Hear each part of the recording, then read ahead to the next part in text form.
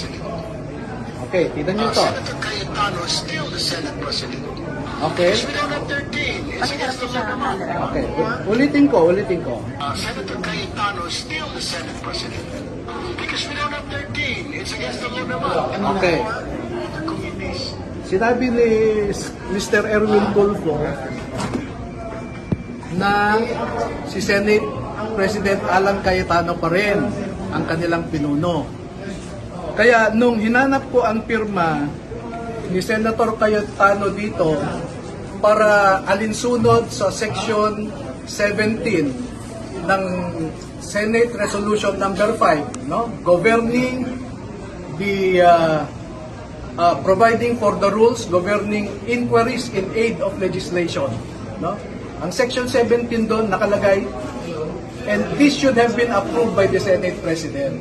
Eh, walang approval si Senate President. Kaya pumunta kami rito para ma-clarify din. No? Tapos So na ba? clarification lang po, attorney. Pumunta kayo dito to clarify the invitation pero hindi kayo haharap sa Blue Ribbon Committee investigation under Senator Erwin Tulfo. Kasi sabi ko nga, ayaw naming i-legitimize na si Mr. Erwin Tulfo ang Blue Ribbon Committee. Pero haharap kami Just to clarify. kahit saang venue, no? Kahit saang venue, haharap kami. Pero just to clarify lang, attorney, hindi yung magsasalita, tatanungin kayo ng mga senator. Hindi, kung magtatanong sila, sasagot kami. No mistake about it. If we are asked, we will answer. At ito po, ang gusto kong i-emphasize.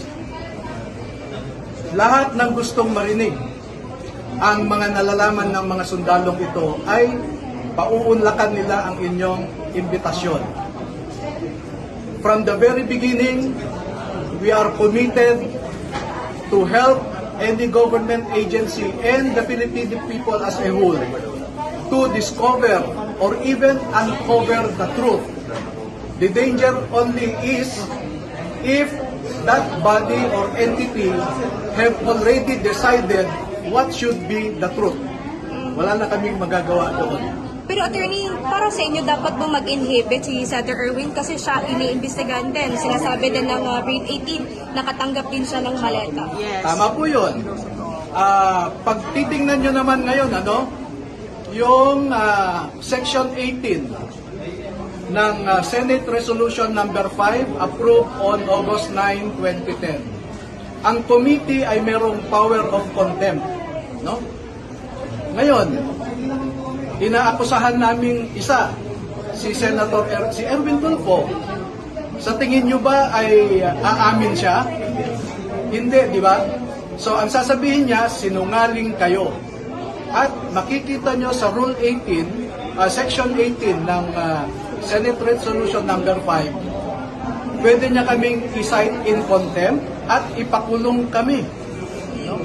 So, we have an anomalous situation na yung inaakusahan mo ay siya ang uupo na investigador at huwes at the same time. So where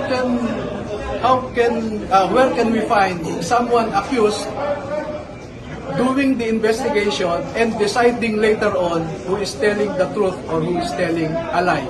Dapat mag-inhibit siya. So may conflict of interest kung ipapatuloy niya pa yung pagdinig. Oo. Ang hinihingi ko lang dito, sa ating mga senador, we should be statesman.